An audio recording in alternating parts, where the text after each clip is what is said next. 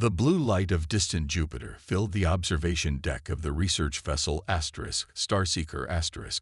Captain Alan Fraser stood with his hands clasped behind his back, watching the gas giant grow larger in the view screen. The ship had been sent to study Jupiter's moons, but now everything had changed. "Captain, we're picking up unusual energy readings," said Lieutenant Paul Harris from his station. "Definitely not one of ours." Alan nodded. After decades of wondering if humanity was alone in the universe, they finally had their answer. "Keep us at a safe distance. Alert Dr. Martinez." Within minutes, Dr. Olivia Martinez rushed onto the bridge. The xenolinguist had spent her career preparing for this moment. Her dark eyes widened as she looked at the readings. "It's artificial," she whispered. "No doubt about it." The strange object came into view, sleek and silver, unlike any human spacecraft. It moved with impossible grace, changing direction without the thrust patterns of Earth ships. "They're scanning us," Hall said, his voice tight with tension. Alan straightened his uniform. "Open all frequencies." "Dr. Martinez, you're up." Olivia stepped forward. Years of training had prepared her for this moment, but her hands still shook as she began the first contact protocol. "This is the Earth vessel Starseeker*. We come in peace and friendship." The ship's computer broadcast the message in multiple formats. For several minutes, nothing happened. Then the view screen flickered. The alien that appeared had blue-gray skin and large, compound eyes. Ridges ran along its skull where hair would be on a human. It spoke, the sounds unlike any Earth language. The computer worked to analyze the patterns. After several exchanges, basic communication became possible. "We are Veldari," the alien said through the translation system. "Your presence is unexpected." The alien introduced itself as Commander Jantar. Its species had been traveling between stars for thousands of years. They belonged to something called the Galactic Concord, a group of spacefaring civilizations. "Your world is classified as Category 5, pre-industrial," Jantar explained. "Our records indicate your species should be using primitive tools, perhaps early metals." Olivia exchanged confused looks with Alan. "Our civilization has written records going back over 5,000 years, she said. "We've been industrialized for centuries." Jantar's eye membranes flickered rapidly, perhaps their version of surprise. "Impossible. Earth's development timeline is well documented. Your species has existed for perhaps 10,000 years. We have archaeological evidence of complex human societies from at least 12,000 years ago," Olivia countered. "And our species has existed in its current form for over 200,000 years." The alien's reaction was unmistakable now. Shock, perhaps even alarm. "I must consult with my superiors," Jantar said. "This contradicts all Concord records." Over the next 3 days, more Veldari ships arrived. Earth governments scrambled to respond to the contact. Alan and Olivia found themselves leading humanity's first diplomatic mission with an alien species.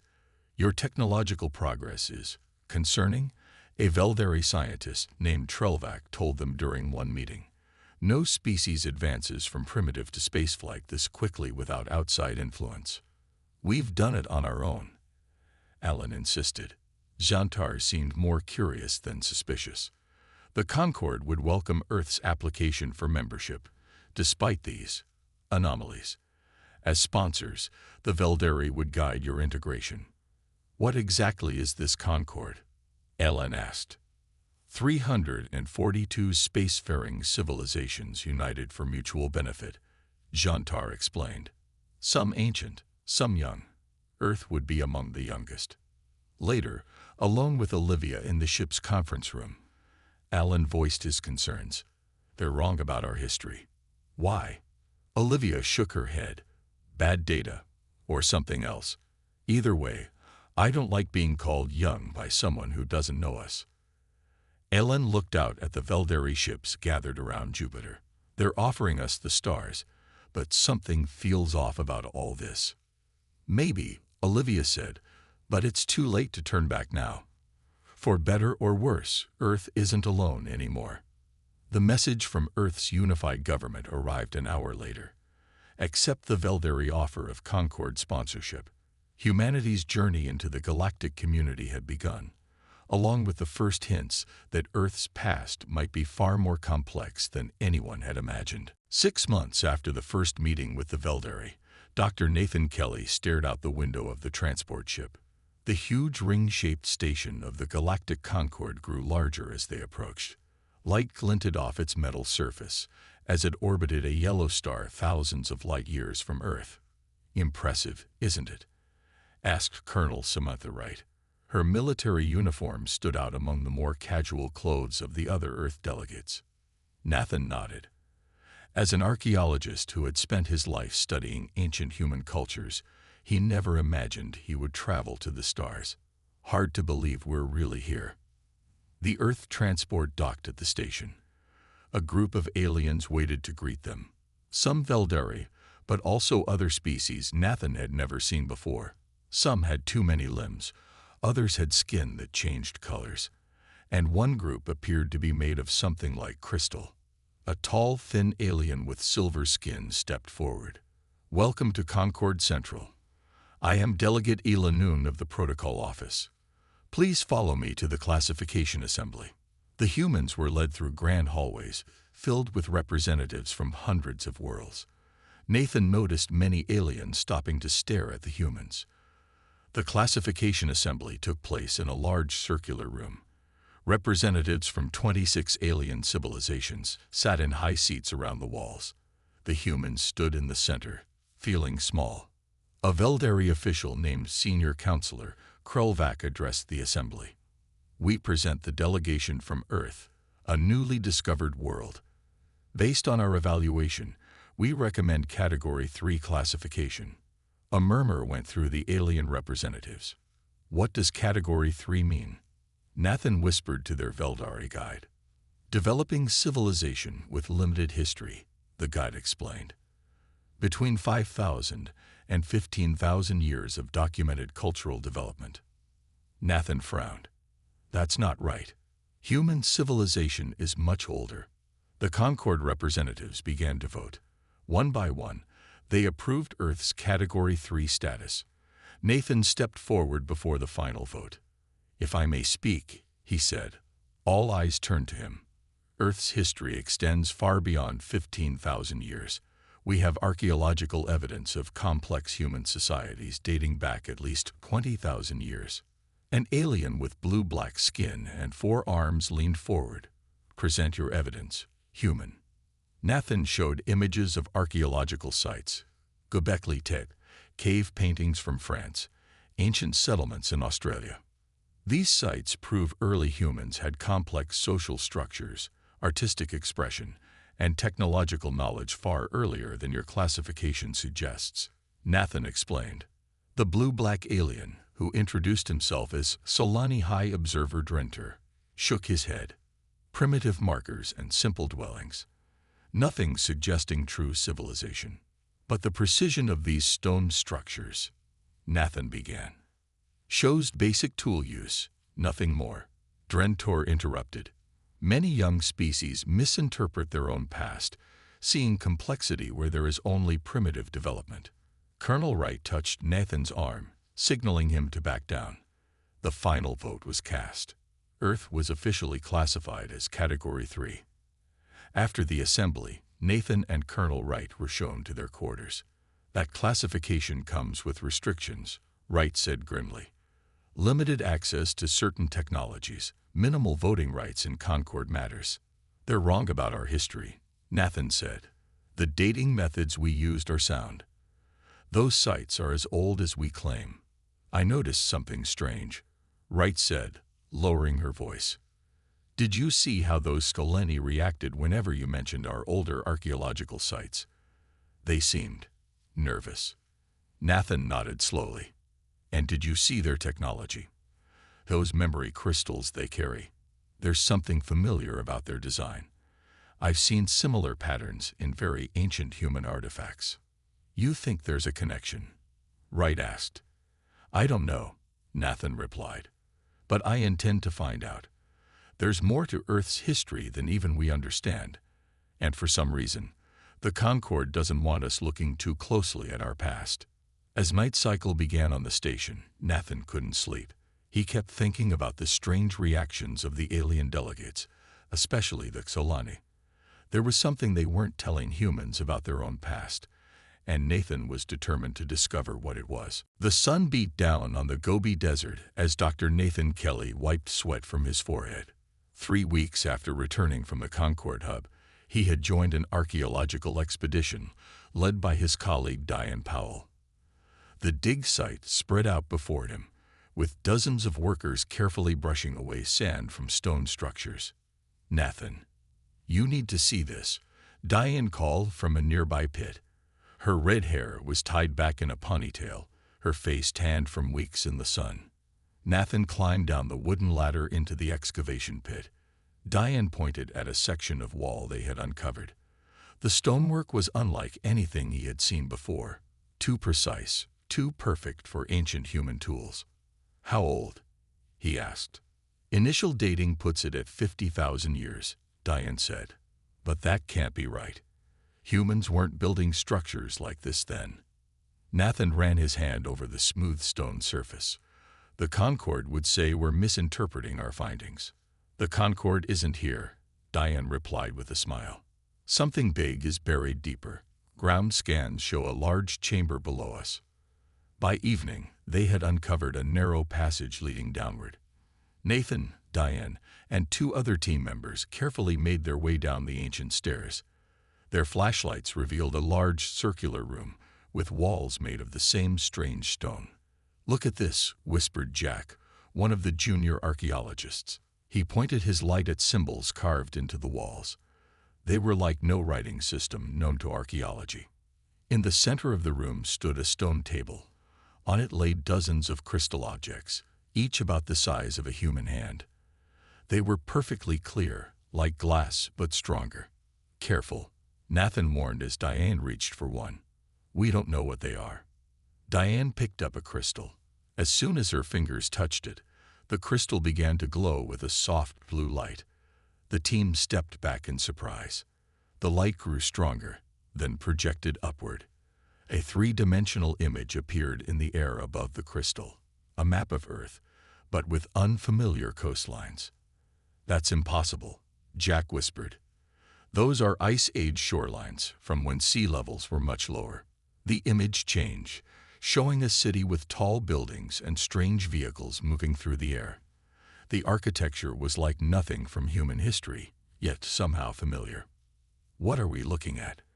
Diane asked, her voice barely audible. "A city," Nathan said.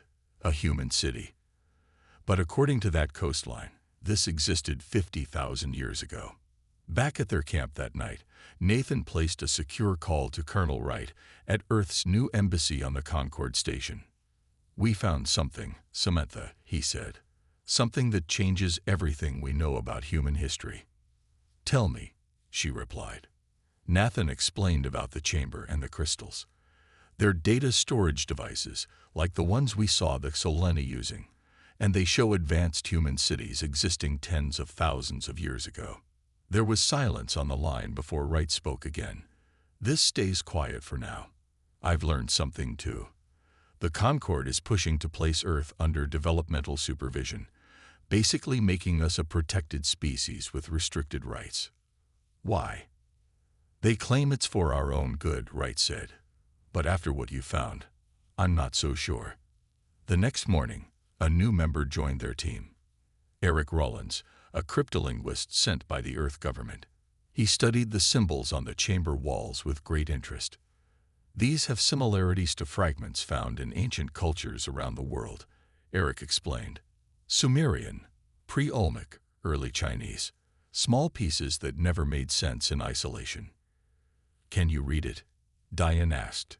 Eric shook his head. "Not yet, but I think these aren't different languages. They're all broken pieces of a single, much older language."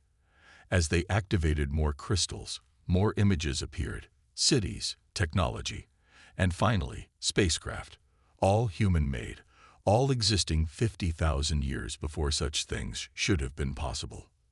The Concorde lied to us, Nathan said as they watched an ancient human ship traveling between planets. Earth wasn't young. We were old.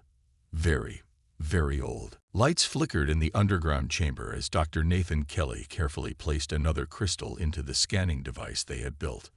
For 2 weeks, his team had worked around the clock to decode the information stored in the ancient library. Each crystal revealed new pieces of Earth's forgotten past.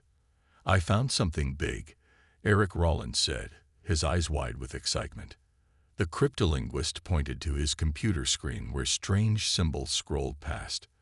"There are repeated references to something called the Terran Accord." "Terran?" Diane Powell asked, looking up from her own work. "That means Earth, doesn't it?" Eric nodded. According to these records, the Terran Accord was an alliance of human colonies across multiple star systems. It existed over 50,000 years ago. Nathan felt a chill despite the warmth of the chamber. "You're saying humans weren't just advanced. We were a spacefaring civilization." "Not just spacefaring," Eric said quietly. "According to this, Earth was a founding member of the original Galactic Concorde." The team fell silent as the weight of this revelation sank in. It wasn't just that human history was older than they thought. It was that humanity had already reached the stars tens of thousands of years ago, only to somehow fall back to the Stone Age. Meanwhile, on the Concorde station, Colonel Samantha Wright met in secret with an alien who had contacted her through encrypted channels. The alien had pale green skin and 4 fingers on each hand. He introduced himself as Venlor of the Arcturian species. "What I'm about to show you could cost me my position, possibly my life," Venlor said, glancing nervously around the empty maintenance corridor where they met. He handed Wright a small device. When activated, it displayed classified Concorde records. "These confirm parts of Earth's true history," Venlor explained. "Records that have been intentionally kept from your species." Wright scrolled through the files, her expression hardening. "Why are you helping us?" "The Arcturians believe in truth," Venlor said. "The suppression of Earth's history was wrong. Some of us have preserved the real records, waiting for humans to return to the stars." Back on Earth, Nathan prepared to present their findings to a closed committee of scientists and government officials. Hours before the presentation, Diane was checking the final data when the perimeter alarm sounded. "We have intruders," the security guard announced over the intercom. "Everyone to the safe room." Before they could react, the lab doors burst open. 3 humanoid figures in unmarked black armor rushed in, weapons raised. They weren't human. Their movements were too fluid, too precise. "Protect the artifacts," Nathan shouted, diving to shield the crystal collection. Diane grabbed a metal tray and swung it at the nearest intruder. The blow landed, but the attacker barely flinched. With inhuman speed, it struck back, sending Diane crashing into a table of equipment. Security guards rushed in, firing their weapons. One of the intruders fell, but the other 2 moved with deadly efficiency. They headed straight for the crystal storage. Nathan watched in horror as they began to gather the ancient devices. Eric tried to stop them, and was thrown across the room like a rag doll.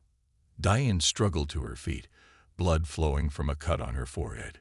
She lunged at one of the intruders, hanging onto its arm as it reached for the most important crystals, those containing information about the Terran Accord. The intruder tried to shake her off, but Diane held tight. With a grunt of effort, she pulled the attacker off balance, sending them both crashing into a shelf of equipment.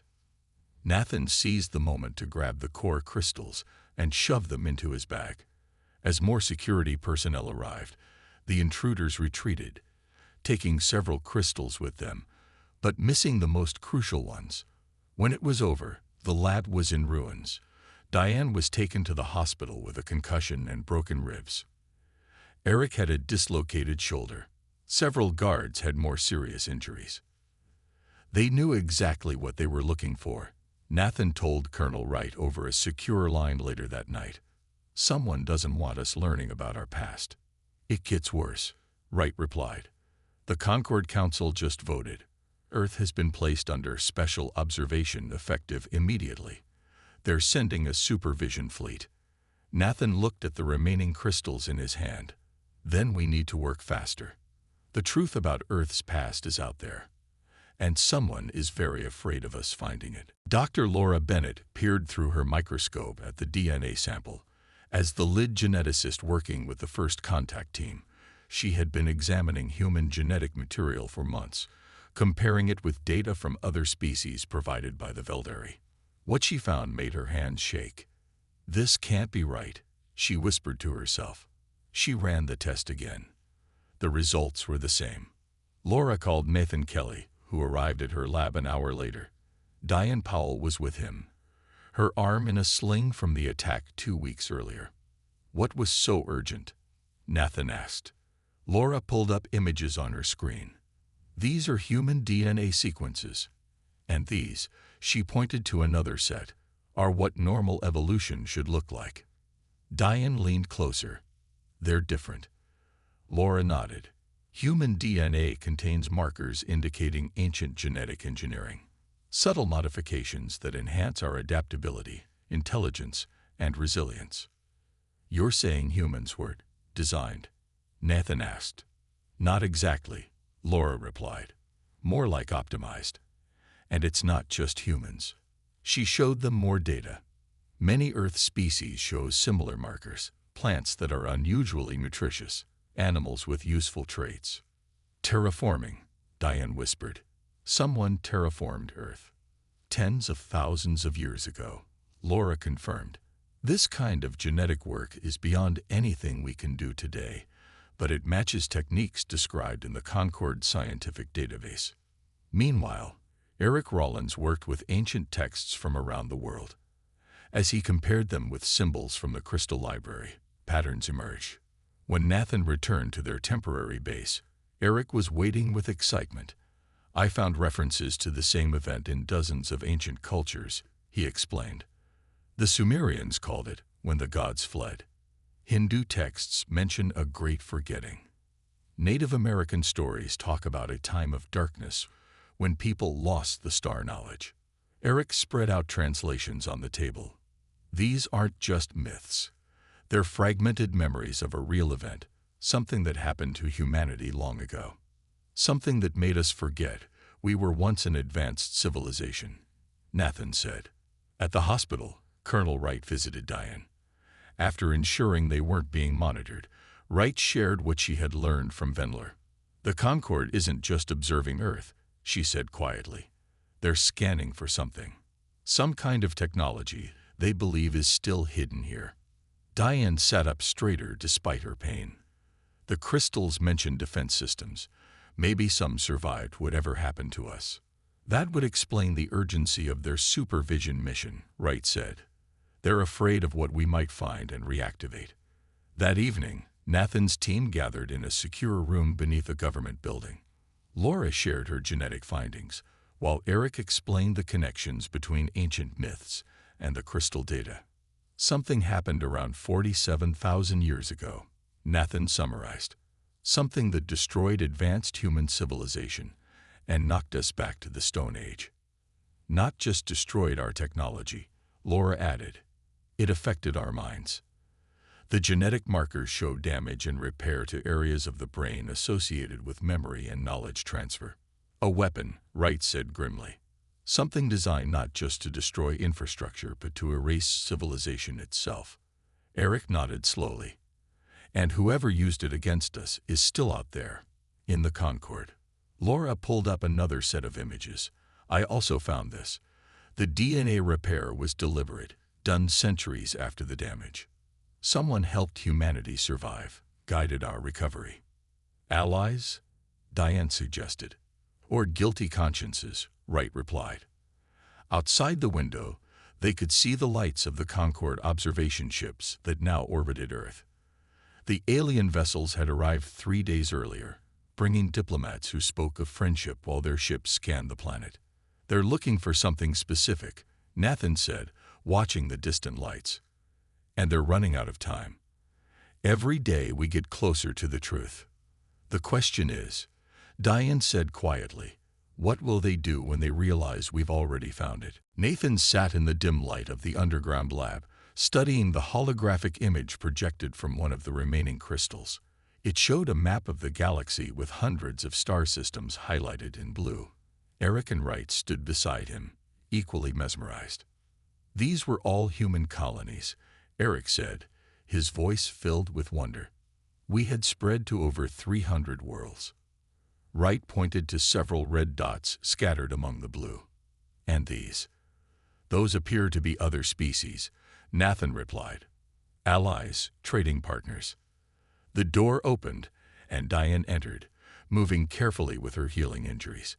Behind her came Venler, the Arcturian who had been secretly helping them. It was the first time the alien had risked meeting them in person. The Concord fleet has increased to 20 ships, Venler said without greeting. His large eyes darted nervously around the room. They are searching for something with great urgency. We think we know what, Nathan said. He activated another crystal. A new image appeared, a detailed record of an ancient war. The hologram showed massive fleets engaged in battle, planets surrounded by defensive shields, and weapons that could destroy entire worlds. Approximately 47,000 years ago, the original Galactic Concord broke apart in civil war, Nathan explained, repeating what they had learned from the crystals. Earth, then known as Terra Prime, was a key military power. We were on the losing side, Wright added grimly. Venlor stepped closer to the hologram, his expression unreadable. The Arcturian records speak of this war, but much was kept secret from younger species like mine. The crystal data continued to play, showing the conflict spreading across hundreds of star systems. As the war turned against the Terran faction, Earth became the target of a desperate final attack. The enemy deployed something called the Memory Plague, Eric explained, a weapon designed to target neural pathways associated with technological knowledge and cultural memory. It affected all life on the planet, added Laura, who had just arrived with new data. The weapon rewrote certain genetic expressions, particularly those related to information retention and transfer. Survivors would forget their civilization, their technology, everything but the most basic survival skills. They made us forget who we were, Diane said quietly. Venler nodded slowly. And then they rewrote galactic history. The victors formed the current Galactic Concord and classified Earth as a young world. But why monitor us? Wright asked. Why not just leave us alone? Laura brought up genetic data on her tablet. Because of this, the damage was extensive, but not complete. The weapon was designed to be temporary, to last perhaps 1,000 years, long enough to neutralize Earth as a threat. But someone sabotaged it, Nathan continued, modified it to allow slow, gradual recovery. That's why human intelligence and civilization rebuilt faster than the Concord expected. Venlor moved to the window, looking out at the night sky where conquered ships were visible as moving points of light. Now you know why they fear you. Humans were not meant to recover so quickly. They fear what else might have survived from your ancient civilization. Wright's secure phone buzzed. She checked it, her expression darkening. Government sources confirm the Concord representatives are demanding access to all archaeological sites worldwide. They claim it's for cultural exchange, but they're specifically targeting prehistoric locations. They're looking for more libraries, Nathan said. Or worse, weapons. Eric activated the final crystal they had decoded. It showed Earth surrounded by a complex network of satellites and orbital platforms. The Terra Defense Grid, he explained. According to these records, it was designed to withstand almost any attack. And part of it must still be out there, Diane realized. Dormant, hidden, but detectable to their scanners. Venlor turned from the window, his eyes wide with alarm. If that is true, you must find it before they do.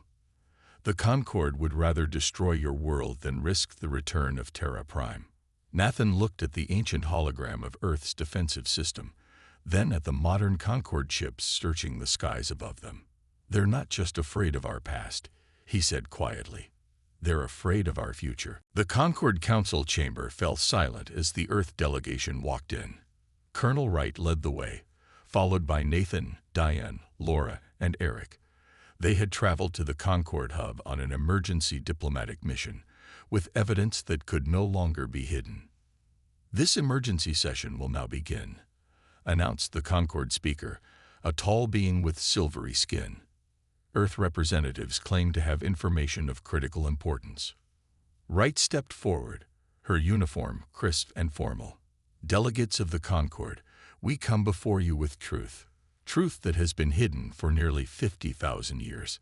The chamber erupted in murmurs as Wright activated a projector. The images from the Crystal Library appeared in the center of the room. Ancient human cities, spaceships, and finally, irrefutable evidence of Earth's role in founding the original Galactic Concord. Terra Prime was not a young world, Wright stated firmly. "We were among the oldest spacefaring civilizations.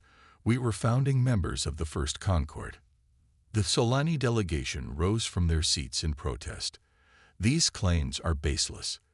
This is manufactured evidence." Nathan stepped forward with the genetic data Laura had prepared. "The evidence is written in our very DNA. The neural weapon used against Earth left genetic markers that prove what was done to us." He displayed Laura's findings on the main screen. "These show the damage and the repairs. The weapon was designed to be temporary, but someone modified it, made it last much longer than intended." Eric added, "Ancient stories from cultures around our world remember fragments of the truth, the great forgetting, the time of darkness, all references to real events." Then Diane shared the archaeological data. "The structures we found were built with technology matching Concord standards from 50,000 years ago. They weren't made by primitive humans. They were made by an advanced civilization." The chamber was in chaos now. Some species were shouting denials, others were demanding explanations. The Solani delegation appeared particularly agitated. "Enough." The oldest Solani finally stood. "Yes, it is true." The room fell silent. "Earth, Terra Prime, was once a great power," the Solani admitted. "In the Great Division War, you led the opposition to our coalition. When we prevailed, the decision was made to neutralize your world without destroying it. You used a weapon that erased who we were," Wright said, her voice tight with controlled anger. "Then rewrote history to hide your crime." The Solani lowered his head. "Yes, but not all agreed with this decision. Some of us, the Watchers, were assigned to monitor Earth's recovery. Over time, many of us came to regret what was done." Venler, who had been waiting quietly, now stepped forward. "The Arcturian archives preserved the truth.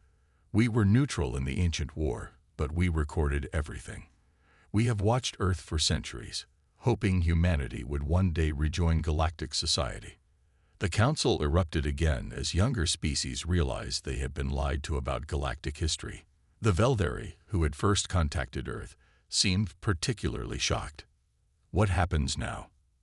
asked the Concord speaker when order was finally restored. Wright stood tall. "Earth demands recognition of our true history and status. We demand the removal of all restrictions placed on our world." "And the Terra defense grid?" asked the Solani leader. "Our scans detected components still in orbit. That is why we increased our presence at Earth." Nathan answered, "The defense systems belong to Earth. We will decide their future, not the Concord." After hours of debate, the council reached a decision. Earth would be reclassified as a legacy civilization, with full rights and access to its historical records. The observation fleet would withdraw. A truth commission would be established to examine the full history of the Great Division War. As they left the chamber, Diane turned to Nathan. "What do we do now? We've spent thousands of years rebuilding, only to learn we once had so much more." Nathan looked out at the stars visible through the station's great windows. "We don't just reclaim our past," he said. "We build a new future, one that remembers both what we lost and what we learned while finding our way back to the stars." On Earth, People gathered around screens to watch the truth finally being revealed. Humanity had been knocked down, made to forget who they were, but had fought their way back to the stars anyway. The universe had thought Earth was young, but now everyone knew the truth. Humans were among the oldest children of the cosmos, finally returning to reclaim their legacy.